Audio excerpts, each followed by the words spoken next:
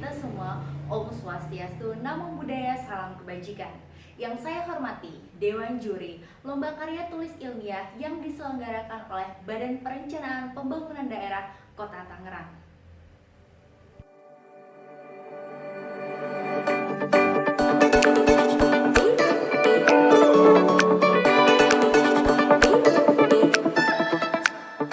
Perkenalkan, nama saya Rizka Sarofa, biasa dipanggil Rizka, dan saya merupakan salah satu dosen ilmu pemerintahan di Universitas Muhammadiyah Tangerang.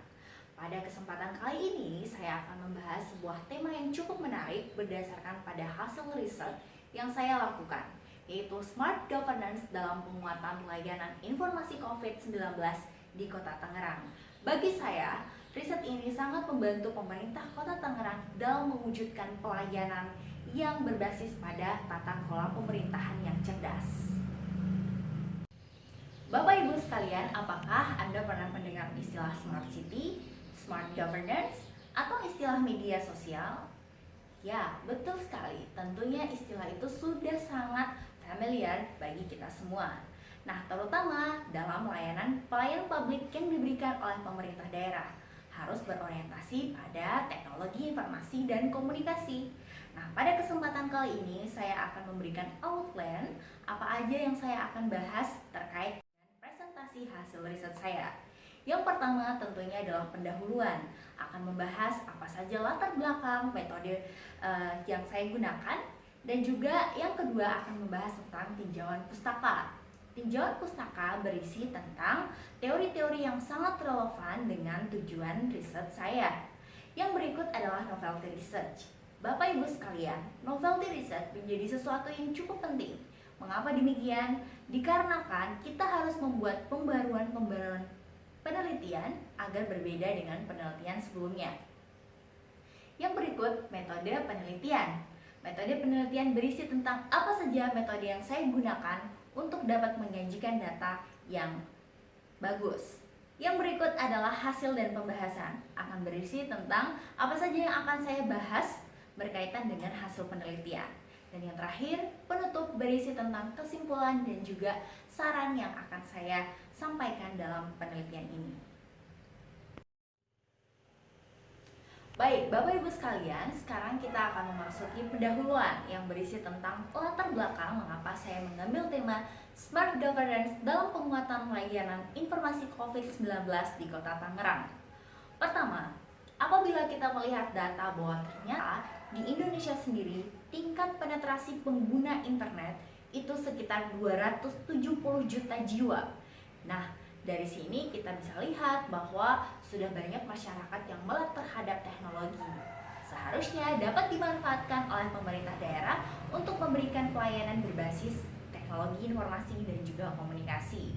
Nah, tentunya ini juga akan berkaitan dengan bagaimana pemerintah daerah harus berkonsisten untuk menerapkan smart governance. Jadi smart governance menurut Dick Enfield adalah salah satu bentuk pengembangan smart service atau pelayanan pemerintahan yang cerdas dengan memperhatikan emergency, teknologi, data, dan juga yang terakhir adalah innovation.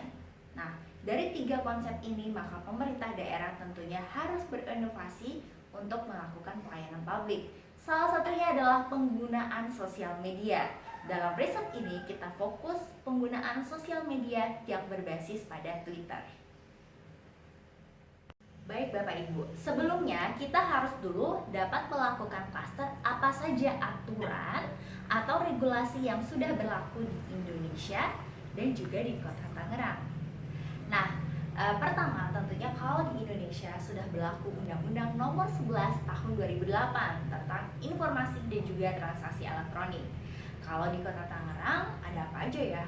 Ya tentunya banyak juga, seperti Peraturan Wali Kota Nomor 22 Tahun 2019, Peraturan Wali Kota Nomor 108 Tahun 2018, dan juga Peraturan Wali Kota Nomor 2 Tahun 2016. Nah, yang paling fokus adalah tentang Master Plan Smart City di Kota Tangerang. Kita ketahui bersama ya, kalau Smart City itu ada Smart Living, Smart Governance, Environment, Technology, dan juga Smart People.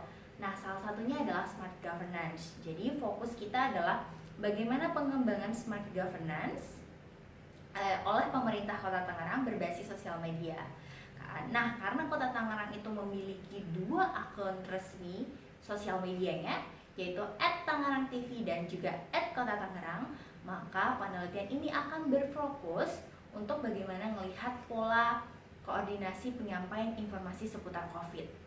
Karena pemberian informasi yang jelas akan sangat membantu masyarakat Kota Tangerang untuk terhindar dari hoax dan juga untuk menekan angka yang terkena penyakit COVID-19. Oleh karena itu, tentunya ini sangat menarik karena analisis yang saya gunakan adalah penggunaan sosial media Twitter dalam pemberian layanan informasi yang berbasis pada @kota-tangerang dan juga @tangerangtv. Selanjutnya, kita akan membahas soal kebaruan penelitian atau novelty research.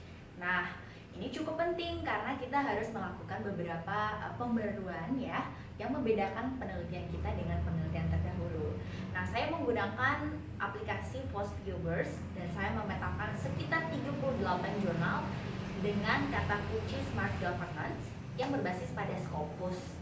Nah, ternyata didapatkan bahwa hasil riset membuktikan penggunaan kata yang paling dominan atau sering dilakukan judul itu adalah smart city. Sementara tema yang saya ambil itu adalah smart governance dan saya kaitkan dengan information and technology. Nah, di sini ternyata teman-teman masih sangat jarang yang melakukan riset yang mengkaitkan antara smart governance dan juga informasi komunikasi dan teknologi, dan kemudian saya elaborasikan dengan penggunaan media sosial. Nah, ada 4 indikator utama terkait dengan pelayanan berbasis media sosial. Yang pertama, pemberian informasi secara eksternal. Yang kedua, kualitas pelayanan publik atau umpan balik. Yang ketiga, kolaborasi antara pemerintah dengan berbagai stakeholders. Dan yang terakhir adalah partisipasi warga. Kemudian, metode penelitian yang digunakan dalam riset ini adalah metode kualitatif berbasis pada NVivo applications atau analisis NVivo 12+. Nah, bagaimana sih langkah-langkahnya? Yang pertama, tentunya saya mengambil data dari Twitter, itu menggunakan nCapture dengan aplikasi NVivo ini. Kemudian, analisis yang saya lakukan itu adalah graph analysis, cluster analysis, dan juga code word analysis. Melalui 5 tahapan, capturing data dengan menggunakan nCapture, importing data, coding data, data classification, dan juga displaying data. Kemudian selanjutnya adalah hasil dan pembahasan. Tentunya dalam melakukan analisis, saya berorientasi pada 4 indikator tadi yang sudah saya sebutkan. Yang pertama adalah pemberian informasi eksternal. Berdasarkan pada hasil penelitian membuktikan bahwa Kota Tangerang dalam pemberian layanan informasi COVID itu sudah cukup meningkat. Kita ketahui kan ya, kalau misalnya COVID-19 masuk di Indonesia itu sekitar bulan Maret 2020. Nah, ketika saya melakukan analisis di @tangerangtv dan juga @kota-tangerang, ternyata pemberian informasi cukup meningkat semenjak saat ini. Nah, ada sekitar penaikan 4% ya dalam pemberian layanan informasi. Nah, ini cukup penting ya, karena dalam pemberian informasi kepada masyarakat itu harus berorientasi pada pemberian informasi yang berkelanjutan atau sustainable. Jadi agar masyarakat bisa mendapatkan informasi yang akurat. Kemudian yang kedua ada peningkatan kualitas layanan informasi. Nah, ini saya analisis berdasarkan pada bagaimana sih hubungan antara akun Twitter yang dimiliki oleh Kota Tangerang ini dengan berbagai cluster lain ya, atau dengan berbagai user lain. Nah, membuktikan bahwa ketika saya memasukkan kata kunci COVID-19, ini terjadi beberapa pola interaksi. Namun memang perlu ditingkatkan lagi oleh pemerintah Kota Tangerang, karena kebanyakan kita lihat bahwa tingkat degree-nya itu tinggi, artinya kebanyakan informasi yang diberikan oleh akun Kota Tangerang ini jarang mendapatkan informasi yang bersumber dari warga negara, atau belum terjadi pola koordinasi yang cukup tinggi ya berkaitan dengan informasi seputar COVID. Kemudian pada indikator kolaborasi dan juga partisipasi warga. Kolaborasi harus dibentuk oleh pemerintah daerah dengan memastikan bahwa warga negara sudah menyampaikan berbagai informasi yang bersumber dari warga itu sendiri melalui pemanfaatan media sosial. Nah, hasil penelitian menggunakan Twitter Sociogram itu memang kita bisa lihat bahwa yang menjadi centrality itu adalah Kota Tangerang. Nah, pola koordinasinya itu masih belum multi arah ya Bapak Ibu. Jadi sebenarnya perlu diperbaikan untuk memastikan agar berbagai instansi yang ada di Kota Tangerang, terutama Dinas Kesehatan ya yang berhubungan dengan pemberian informasi COVID untuk memanfaatkan media sosial agar warga itu menjadi paham dan menjadikan warga itu sebagai salah satu indikator dalam peningkatan kolaborasi dan juga partisipasi. Baik, kita memasuki pada sesi akhir yaitu kesimpulan dan rekomendasi. Pertama, dari segi pelayanan informasi eksternal, didapatkan bahwa Kota Tangerang dalam menggunakan sosial media sudah cukup baik, terutama Twitter. Hal ini dibuktikan dengan peningkatan layanan informasi semenjak adanya COVID-19. Jadi sekitar 4% pemberian informasi cukup meningkat. Yang kedua, dari segi kualitas informasi, berdasarkan pada penggunaan cluster analysis atau word frequency, didapatkan bahwa pemerintah Kota Tangerang senantiasa menggunakan beberapa hashtag untuk menjamin bahwa pemberian informasinya lebih mudah dipahami, seperti waspada boleh, panik jangan, atau misalnya tentang vaksinasi. Jadi pemberian informasinya sudah cukup intens.